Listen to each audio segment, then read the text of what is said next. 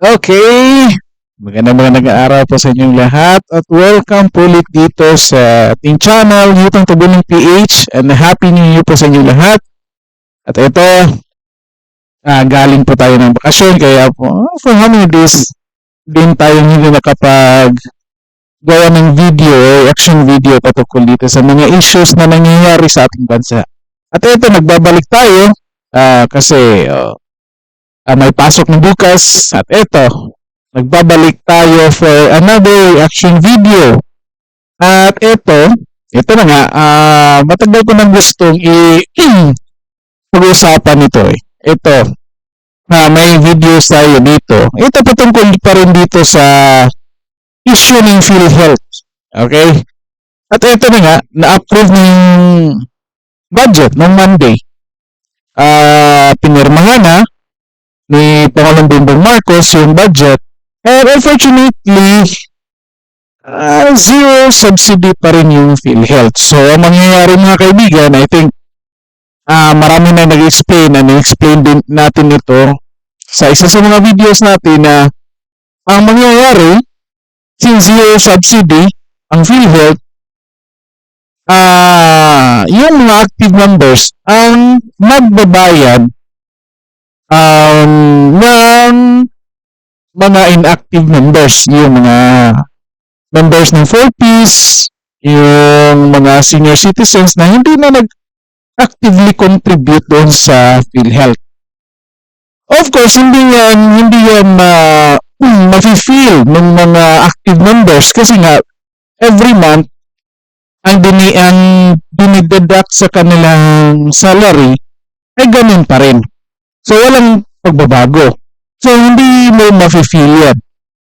Doon natin mafe-feel yan, tayong mga nagbabayad, active members ng PhilHealth, doon natin mafe-feel yan kapag naghihingi na tayo ng benefits galing sa PhilHealth. So, of course, hindi tayo makapag-expect na pagbabago or any improvements ng services or coverage ng PhilHealth. Though, sa hearing ng Congress patungkol dito sa PhilHealth, marami silang planong pinipresent. Okay? Marami silang plano. Well, of course, hanggang plano pa yan, hanggat hindi natin yan ma-experience o ma-feel, well, plano lang yan.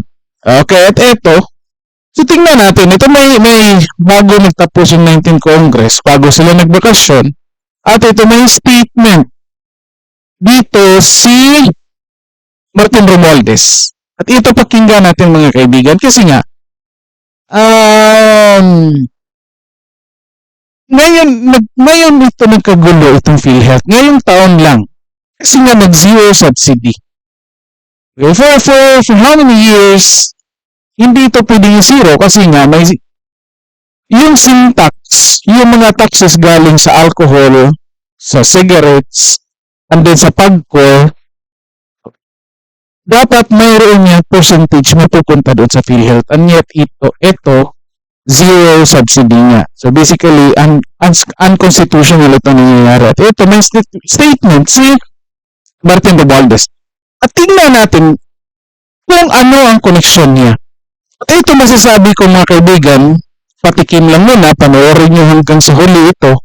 Kasi makikita natin dito na itong si Martin Romualdez, malaki talaga ang kinalaman nito dito kung anong nangyayari dito sa PhilHealth o kung anong nangyayari ngayon sa management ng PhilHealth. Okay, ito, pakinggan natin. Tanong natin, full guy lang ba itong si Ledesma? Si Ledesma ba? Ito po yung officer ngayon, Chief Executive President ng PhilHealth ngayon. Ang nag-appoint nito is si Bongbong Marcos. So tanong natin ngayon, full guy lang ba ito si Ledesma? O baka kasabot ito ni Martin Romualdez? Sige, yan lang yung tanong natin. Then, analyze natin itong mga videos na ipapakita ko, panoorin yung suli para, well, bigyan natin ng komento. Okay, ito, pakinggan natin. Ito yung last speech ng Martin Romualdez bago nagbakasyon yung Congress. Ito, pakinggan natin. Ito patungkol sa PhilHealth. Mataas yung speech niya, pero ito lang kukunin natin yung parte dito sa PhilHealth. Kung anong plano niya for 2025. Okay, pakinggan natin. Ito. Proposed bills emerged from the hearings. One, to regulate the use of confidential funds and impose penalties for its misuse. And another, to define qualifications and penalties for special disbursing officers who violate the provisions of the law.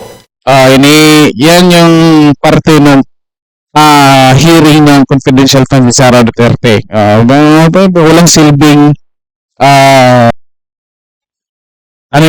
proposal nila yan. Anyway, pag-discuss natin yun sa next video natin. Ito na focus natin sa PhilHealth. Ang bakit pinalakpakan pa talaga. Next year, the House of Representatives will also conduct a thorough and impartial investigation into how PhilHealth's funds are being managed. Ito mga kaibigan, diba? Ito yung plano nila sa 2025. They will conduct again another investigation daw, Martin Romualdez, kung paano ginamit yung pera ng PhilHealth.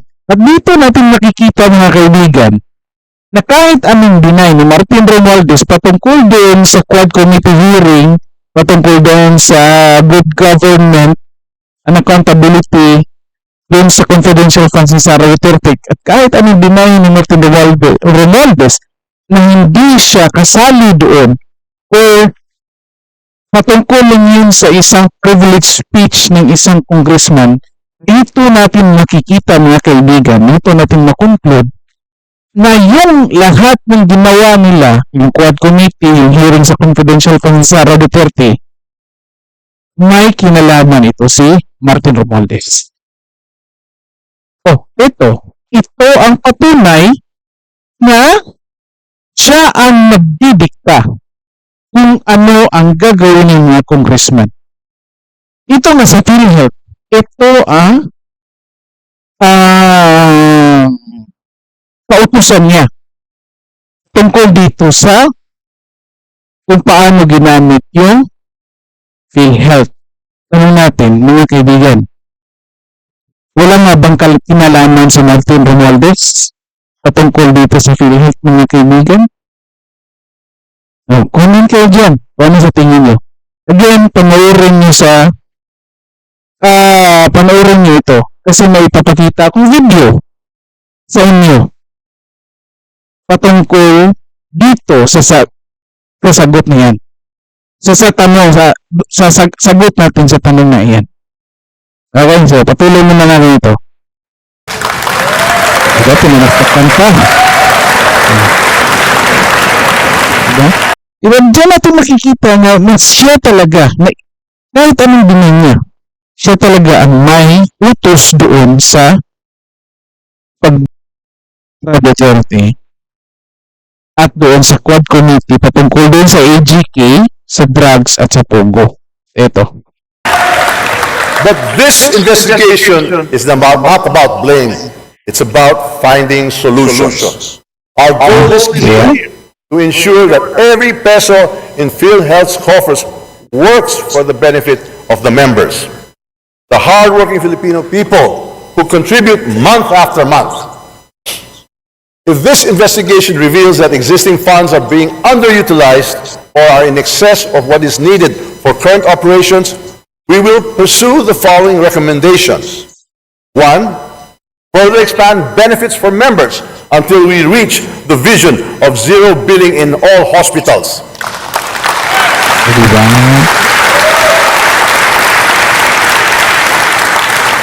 We will also ensure that PhilHealth provides expanded healthcare coverage, including additional medical services, hospitalization support, and better benefits for those in need. Number 2. Okay mga kaibigan, ang saya na nga. So sinasabi dito, paimbestigahan niya kung paano ginamit yung pera ng PhilHealth o ginamit ba talaga sa tama yung pera ng PhilHealth. And yet, hindi pa nga nag-umpisa yung investigation, may recommendation na kagad. Di ba mga kaibigan? Hindi ko naman sinasabi na mali yung recommendation niya. Di ba? Oh, bakit hindi niyo yan inirecommend ngayong taon o in the previous years? Bakit hindi kayo nag-demand sa PhilHealth? Kasi nga, kayo ang nagbibigay, kayo ang mayroong power of the purse. Kayo ang nagbibigay ng pera doon sa PhilHealth, ng subsidy doon sa PhilHealth. Bakit hindi kayo nag-hingi ng ganyang o nag-demand sa PhilHealth ng mga improvements na iyan? Bakit hihintayin pa natin yung hearing ngayong 2025 bago kayo mag-recommend ng mga improvements? So, bakit ngayon lang?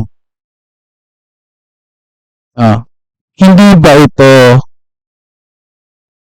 pakonsuelo di amor mga kaibigan? So, ano sa tingin niyo? Kasi nga, zero subsidy. Hindi binigyan. Diba? Isipin ito mga kaibigan. Hindi binigyan ng subsidy. So, ibig sabihin, yung taxes galing sa alcohol, sa cigarette at sa pagkor, hindi napunta doon sa PhilHealth, hindi napunta doon sa kung saan dapat siya mapupunta, napunta doon sa iba. Let's say, halimbawa doon sa, kasi nga malaking budget ng DPWH. Napunta doon sa, let's say, kahit sabihin natin hindi lahat napunta doon sa DPWH, kahit ilang percentage lang, still napunta doon sa hindi dapat kailangan pagtuunan ng budget na galing doon sa syntax. Kasi ang purpose ng mga syntax na yun ay para doon sa health services. At ito, para pakonsolo de amor, para hindi magalit yung mga tao, ito kahit wala pang hearing, sinasabi na magkaroon ng mga proposals na for the improvement of PhilHealth. At ito nga, tinanong natin, bakit ngayon lang? Diba? Bakit ngayon lang, Martin Romualdez? Ilang taon na kayo dyan? Magkatatlong taon na kayo dyan. Bakit ngayon yun ang gagawin yan? Ginawa niyo yan kasi nakakolekta na kayo ng ilang bilyon galing sa PhilHealth, nakapag-transfer na ng funds galing sa PhilHealth. Diba mga kaibigan, ito pagpatuloy na. Further reduce premium contributions for workers and employers burdened by rising costs. We will explore reducing premiums while maintaining PhilHealth's capacity to deliver its services. 3, suspend premium payments for 1 year. Diba? Suspend premiums payment for 1 year. Bakit kailangan po ng investigation? Kita nyo, sa taon ngayong taon, 2024, na mayroong malaking pera na hindi pa nagamit yung PhilHealth. Kaya nga kinuha nyo kung ilang bilyon na yun. Ang target nyo is around 89 billion. Ang good thing, hindi na-transfer lahat, and yet mayroong na-transfer na more than 60 billion or like, magkano ba yun? 600 billion, correct me if I'm wrong, comment nyo dyan. Basta billion yun. Billions yun. Nagaling sa PhilHealth, mga kaibigan. Pinasok nila, kinuha nila, nilagay nila sa National Treasury para makuha nila. Nung malaman nila mayroong pera, mga kaibigan, bakit hindi sila nag-propose ng suspension ng pagbabayad ng PhilHealth? Bakit hinihintay pa itong 2025 at mag-imbestiga pa? Ano, meron naman pala kayong recommendation kahit wala pang investigation. O, di ba? Tayo lang niloloko nito, mga kaibigan. Nitong si Martin Romualdez. At ito, may video ako na ipapakita. Yung tanong natin, wala ba talagang kinalaman si Martin Romualdez patungkol dito sa nangyayari dito sa PhilHealth? Comment nyo dyan, mga kaibigan. Ano sa tingin nyo? Ito, may video ko papakita. Ito si Ligarda. Ito yung inappoint ni Bongbong Marcos na maging president ng PhilHealth. At ito yung statement niya patungkol dito sa last part lang, middle part itong statement niya doon sa ginawang Congress hearing patungkol dito sa PhilHealth. At ito, pakinggan natin, mga kaibigan. Of the inpatient benefits package for COVID-19. For children under 5 years old, we have rolled out outpatient therapeutic care services for severe acute malnutrition, demonstrating our commitment to holistic care.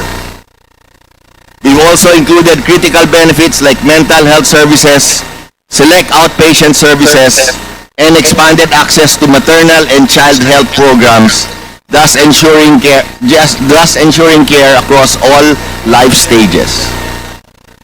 We have also added preventive oral health services under the Consulta program and assisted mobility devices for those requiring rehabilitation. Recently, we introduced a package for rare diseases we called Z Miracles, which is a new package for 10 rare diseases. We enhanced packages for acute myocardial infarction, bypass surgeries, and heart procedures, alongside upcoming coverage for emergency care and optometric services. Just yesterday, another set of enhancements was approved by the PhilHealth Board. Very soon, we will be able to provide coverage for emergency care, optometric services, and heart surgeries. We will also be increasing coverage for heart procedures, including bypass surgeries, to ensure that critical cardiac needs are addressed. We have also enhanced benefits for cataract surgery and lens implantation. We are also now finalizing the guidelines for the enhanced packages for acute myocardial infarction on heart attacks, peritoneal dialysis, and kidney transplants. Soon, we will publish the circulars for these packages for the benefit of our providers. Mga kaibigan, nakita niyo, hindi pa ito yung part kung saan yung main goal ko, mga kaibigan, ha. Pero dito may mga plano. Well, yun yung base sabi na na-implementahan nyo at hindi natin alam. Hindi alam ng mga active members na ito nangyayari na. At ito, meron isang madaling implementasyon. Akalaan nyo, December pa, kung hindi naghihiring ito dito sa Congress, hindi mag-approve sila ng improvement. So dito natin makikita, meron palang ini-improve. Pero hindi nila ina-announce. At bakit until now, kapag nagkaroon ng admission, bakit? Well, correct me if I'm wrong, bakit until 20 or 30% pa rin yung pinakaltas? Bakit hindi gawing 80%? Which I think kaya naman. Kasi nga, mayroong active members na nagbabayad, nagko-contribute, mayroon ding subsidy sa government. Di ba? So anyway, pag-usapan na natin yung susunod na video, but ito, tuloy natin. Kasi hindi pa doon yung main content ng video na ipapakita ko. Ito, patuloy natin. And members. Additionally, the removal of the single period of confinement policy ensures greater accessibility to services. All of these reforms underscore PhilHealth's utmost dedication to addressing the evolving healthcare requirements our members. These significant benefit expansions mark a substantial stride towards our commitment to providing affordable, accessible, and quality healthcare for all Filipinos. Never before has the corporation implemented such extensive enhancements in a year. This is such a banner year for your PhilHealth, and we thank all of our fellow health advocates for bringing all of this fruition.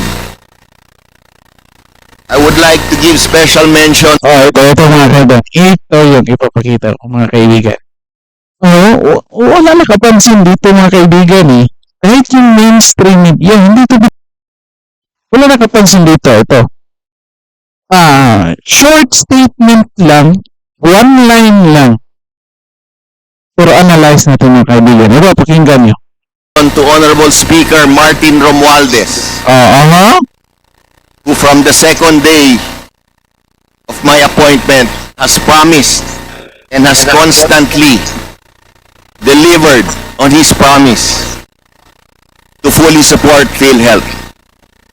Maraming salamat po, Honorable Speaker Martin Romualdez. Okay, mga kaibigan. Isang statement lang, mga kaibigan. Di ba?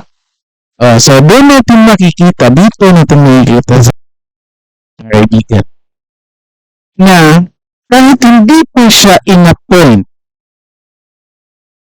okay, may pinag-usapan na itong si Ledesma at si Martin Romualdez.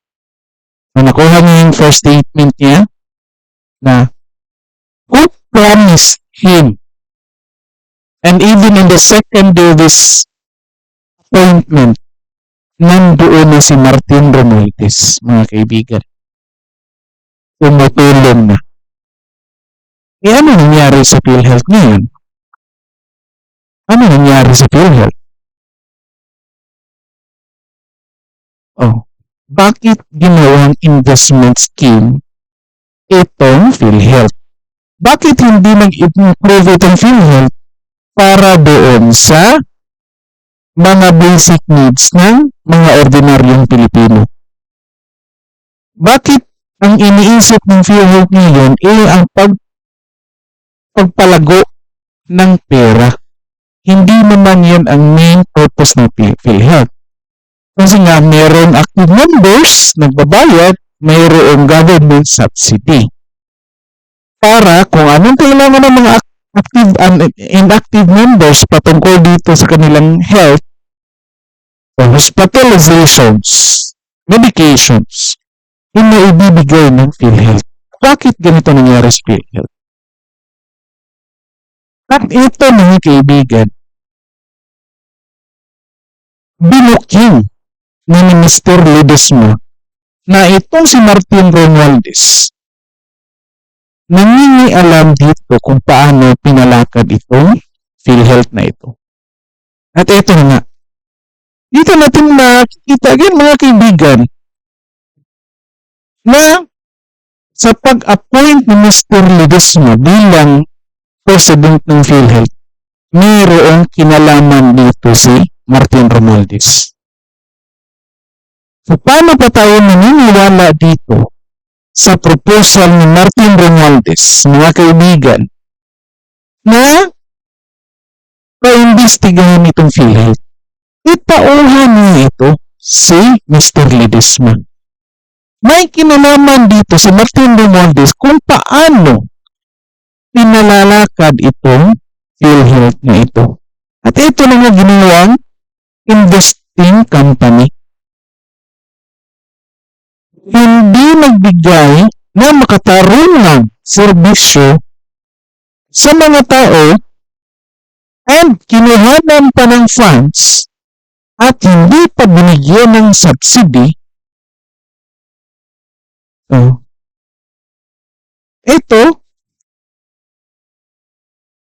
So, parang ginawang bangko itong PhilHealth. Nagbabayad yung mga tao, ininvest yung binayad, after nag-invest, tumubo, pinatransfer yung funds doon sa National Treasury para ma-access ng mga congressmen. Akalain niyo mga kaibigan, ganito kagarapal itong si Martin Romualdez mga kaibigan. So, again, sa appointment nitong si Mr. Ledesma, mayroong kinalaman si Martin Romualdez mga kaibigan. Ito, pakinggan natin ulit. Oh. Significant benefit expansions mark a substantial stride towards our commitment to provide Short affordable, lang ito, kaibigan. accessible, and quality healthcare for all Filipinos. Never before has the corporation implemented such extensive enhancements in a year. This is such a banner year for your PhilHealth, and we thank all of our fellow health advocates Sisinungaling lang for ito. bringing all of this fruition. I would Ito. give special mention to Honorable Speaker Martin Romualdez, Oh. who from the second day of my appointment has promised Second day of appointment as promised. Meaning mga kaibigan, before pa ito siya na-appoint. Before na-appoint or on the day of his appointment, nag-usap na ito sila ni Martin Romualdez. Diba? Oh, so sinabi niya on the second day as promised man. So basically, hindi yan on the day of his appointment na yung pinag-usapan nila, yung nag-usap sila, most likely before of his appointment. So meron talagang kinalaman ito si Martin Romualdez dito sa appointment ni Mr. Ledesma. At ito na nga, ano nangyayari sa PhilHealth ngayon. and has constantly delivered on his promise Oh. to fully support PhilHealth. Di ba mga Maraming salamat po, Honorable Speaker Martin Romualdez. Di ba mga kaibigan? Ano masasabi niyo yan? Again, ito, pinalagpas ito ng mainstream media. Ito, kahit one kaibigan, hindi ko ito pinalagpas kasi nga, i-analyze natin. Itong proposal ni Martin Romualdez dito sa video na pinapakita natin, dun sa speech niya, bago nag-end yung Congress, bago nagbakasyon yung Congress, na pa-imbestigahan itong PhilHealth. Drama lang po ito mga kaibigan. Well, correct me if I'm wrong. Comment kayo dyan kung hindi ito drama. Pag nag-investigate kayo dyan, parang in-investigahan nyo rin yung kung ano ginawa ni Martin Romualdez dyan. And most likely, hindi yan papunta doon kay Martin Romualdez. Yung investigation needs to stop doon kay Mr. Ledesma. Magiging fall guy ito si Mr. Ledesma.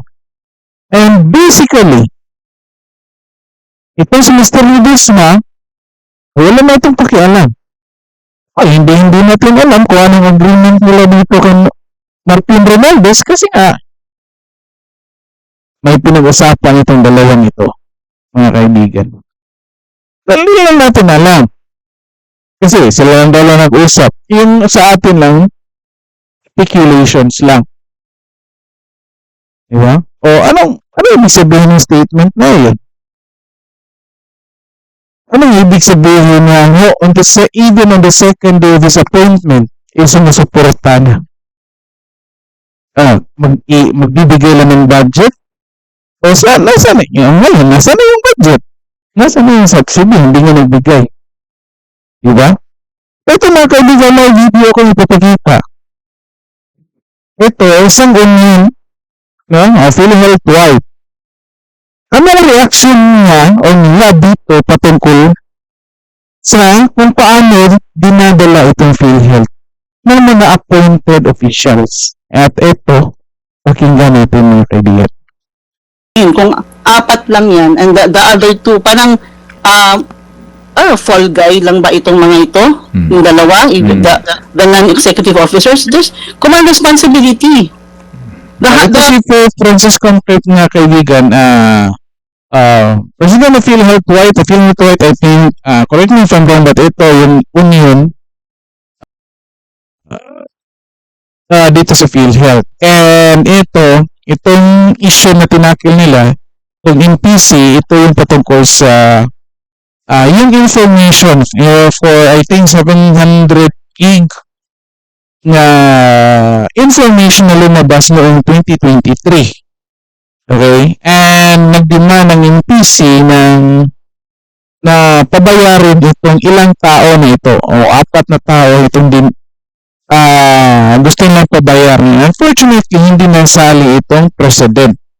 Hindi ito si P. Francisco, but yung si Mr. Ledesma. Ito, may comment sa patungkol dito kung paano dinadala nila itong PhilHealth. Paano minanage itong PhilHealth ngayon. Patuloy natin. The EXICOM is equally liable dito sa penalty, dito sa Medusa hacking. Yun yung sinasabi namin, in 2023 pa, sabi namin, there's management crisis na nga eh. O, di ba mga kaibigan? Since 2023, may management crisis. Connect natin itong sinasabi ng management patungkol doon sa appointment ni Mr. Ledesma ng 2022 at ng involvement or agreement nila ni Martin Romualdez. O, anong masasabi niyo dyan mga kaibigan? Ito lang ang 2023, itong hacking na yun, Medusa hacking na nangyayari sa PhilHealth. Nakakuhanan sila ng around 700 gig na information ng mga members. Isa sa mga rason nila dito mga kaibigan, nag-expired yung antivirus nila. Ang dami ng pera, bakit inilang yung mag-expire yung antivirus? O, diba mga kaibigan? Most likely, doon yun sa management. Bakit inalaw? At ito sinasabi niya, since 2023, nagre-reklamo na sila dito patungkol sa management ng PhilHealth. Again, sino nang manage? Sino yung appoint? Mr. Ledesma? At sinong kausap ni Mr. Ledesma? Sino tumutulong kay Mr. Ledesma? Si Martin Romualdez, mga kaibigan. O comment niyo dyan kung anong analysis niyo dito mga kaibigan. Because we are being led not hindi experts po ang nag-manage ng PhilHealth. Kaya lagi namin pinapanawagan yan, administration after administration, maglagay po ng experts dyan sa PhilHealth. The Filipinos deserve better, the members deserve better. Di ba mga kaibigan? Hindi expert, walang alam. Most likely, kung expert ba, nandoon sa investment. Well, kaya nga siguro pinili siya ni Martin Romualdez at ni Bongbong Marcos kasi nga, expert siya sa investment, napapatubo niya yung pera para garapalang kukunin nila ni ibubusa nila ni Martin Romualdez or gagamitin doon sa kanilang kampanya ngayong darating na election. Ganito sila kapal mga kaibigan. Ito, comment nyo dyan kung anong analysis nyo dito mga kaibigan. Again, nagkaroon ng mismanagement itong PhilHealth by the time na pumasok ito si Mr. Ledesma. Dito, may statement si Mr. Ledesma na even before in-appoint siya, hindi niya directly sinabi, but nababasa niyo sa kanyang linyang ginawa, kanyang statement na ginawa, na even before of his appointment, may pinag-usapan sila ni Martin Romualdez. At even on the second day of his appointment, nandoon na si Martin Romualdez, mga kaibigan. Comment niyo dyan kung ano sa tingin niyo dito, mga kaibigan. Okay, dito na lang po muna tayo at maraming salamat sa lahat. Paki-like and share ng video nito para malaman din ng iba and pakisubscribe na rin sa ating channel. Magandang araw sa lahat at kita tayo sa susunod na video.